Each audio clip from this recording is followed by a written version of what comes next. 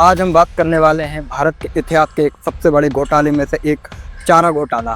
क्या आप जानते हैं कि यह घोटाला इतना बड़ा था कि इसने पूरे बिहार की राजनीति को हिला कर रख दिया।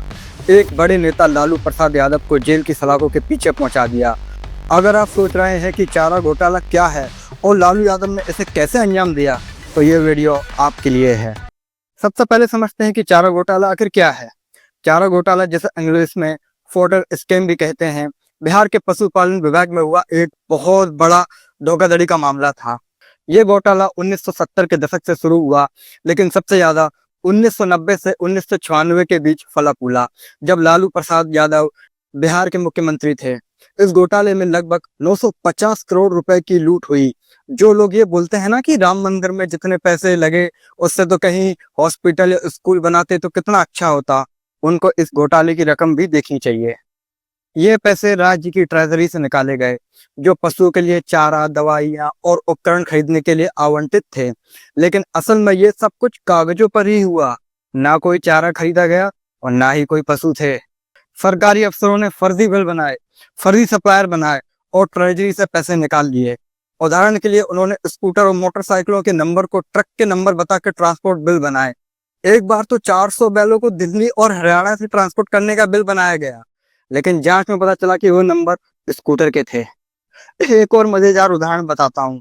भैंसों के सींग को पॉलिश करने के लिए सरसों के तेल का बिल पता कितने लाख का था? 1 लाख रुपए का। अगर आप स्पा में भी अच्छे से अच्छे तेल से अपनी रगड़वा कर मालिश करवाएंगे ना, तब भी उसका बिल मात्र 20,000 रुपए आएगा। फर्जी कंपनी जैसे विश्वकर्मा एजेंसी, जो दुमका के रीजनल डायरेक्टर शेष मुनीराम ने अपने पिता के नाम पर बनाई और उसमें से 20 लाख रुपए निकाले। भारतीय इंटरप्राइज, जो असल में कोल्ड ड्रिंक की दुकान थी लेकिन कागजों पर दवाई सप्लाई करने वाली कंपनी थी। अब सवाल यह है कि आखिर ये सब हुआ कैसे? घोटाले का तरीका बहुत ही चालाकी भरा था। पशुपालन विभाग के अफसर फर्जी रिक्वेस्ट बनाते थे, जैसे कि चारा या दवा की जरूरत है। फिर फर्जी कंपनियां बनाई जाती थी, जो रिश्तेदारों या जान पहचान वालों के नाम पर होती थी। फर्जी अलॉटमेंट लेटर्स बनाए जाते थे, जो फाइनेंस डिपार्टमेंट की मंजूरी के बिना ट्रेजरी से पैसे निकालने की इजाजत देते थे। पैसे निकालने के बाद फर्जी रिसीविंग सर्टिफिकेट बनाए जाते थे और पैसा फर्जी वेंडर्स के अकाउंट में ट्रांसफर हो जाता था। मतलब रिक्वेस्ट से लेकर वेंडर तक सब फर्जी था और इनका प्रॉफिट रेशियो आमतौर पर 80 और 20% का था, जहां 20% वेंडर को जाता था और 80% अफसर और नेताओं में बट जाता था। ये सब ना एक बहुत बड़े नेटवर्क का हिस्सा था। Regional directors, budget officers, divisional commissioner सब शामिल थे। यहाँ तक कि डिविजनल कमिश्नर SN दुबे हर अलॉटमेंट पर ना 5% कमीशन लेते थे।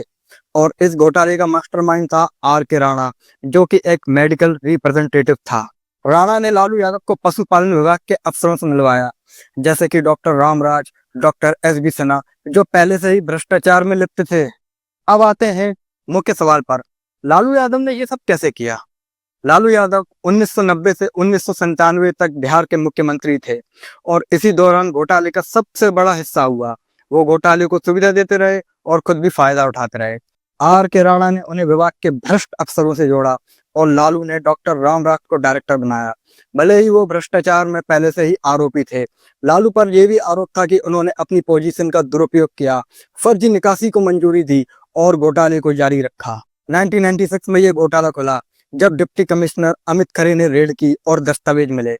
पटना हाई कोर्ट के आदेश पर CBI ने जांच शुरू की और लालू यादव को 1997 में इस्तीफा देना पड़ा।